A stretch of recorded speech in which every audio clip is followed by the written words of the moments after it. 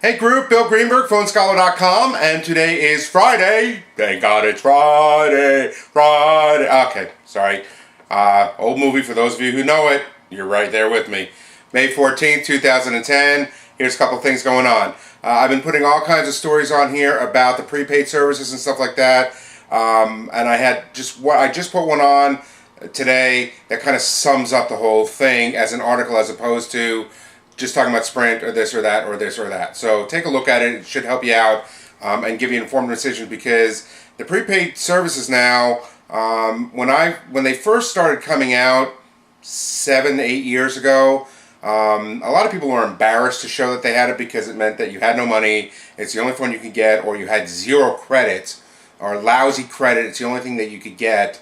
And they were pay-as-you-go, meaning you bought the cards and everything. And all the new services now really offer a tremendous alternative if you don't want to pay a monthly fee, or honestly you can't afford it, or if you still have bad credit, but it's not the bad thing it used to be.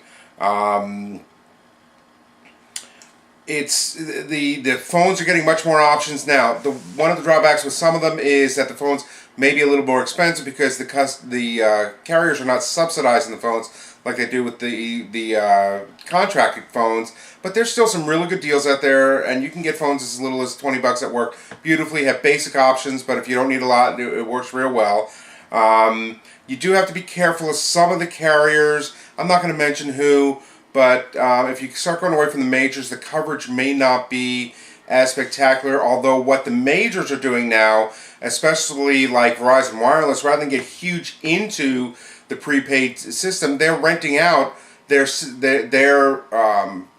spectrum, their wireless spectrum, to a company like TracFone, which is actually the largest prepaid service. They have the most carriers of about 15 million carriers, and they're renting out part of their spectrum to them and letting them use their cell sites for the prepaid. So Verizon's making a boatload of money on it. Their CDMA network, it's not going to overload it, so that's not a big deal.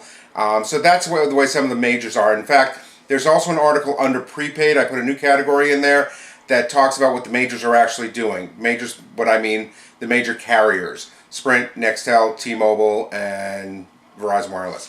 So check those out. I think you'll be interested in it. Again, been talking about this, and again, here's an article that really sums it up, that cell phone use is being used more for data than talking. And in 2009, for the first time ever, there were more data minutes logged, meaning using text messaging, emailing, stuff like that.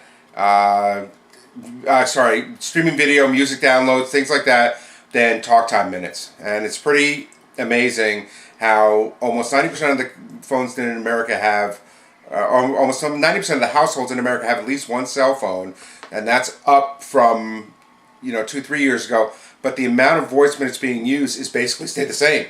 So people are still buying cell phones, but they're using it. I mean, there's been jokes on TV. People will tell you, I'm sure you've seen it, where you walk into a room and two people are sitting there texting each other, sitting right next to each other, or on a laptop emailing each other when they're sitting right next to each other, so rather than face-to-face talking. So it's pretty interesting. In just the last year alone, text messaging rates increased over 50%. Or not rates, but text messaging themselves increase over 50%. So, what do? Do you sit there and text message everything, or do you use it for your voice? It's out there. And then lastly, I saw this article, and those of you who know me, and don't take this the wrong way, I don't mean it that way, just from the humor standpoint, I had to put it on here. Porn on the go, lucrative and innovative industry. Now, the porn industry, which I don't know if you know, but it has ups and downs and left and right.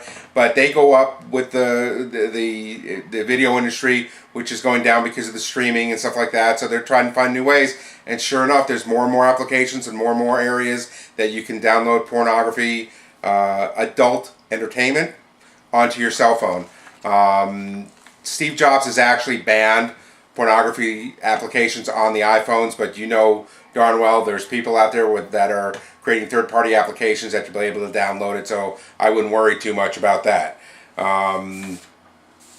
There's an upcoming project from a company called Smart Mobile Systems that allow users to upload their own amateur content and receive percentage of profits from every download. So for those of you who are hurting for income, there you go. Categories today, like I said, check out the majors under the new prepaid. I put one under iPhone about a retro handset that really is cool. It looks like the old rotary type phone that you slip your iPhone into that you can use when you pick it up and you talk like this. It's $195. It looks pretty good. And then some morons decided that the $500 iPad was worth turning into a skateboard and seeing if it would last going up and down hills. There's a video on it. Check it out. I guess it's a good use of $500.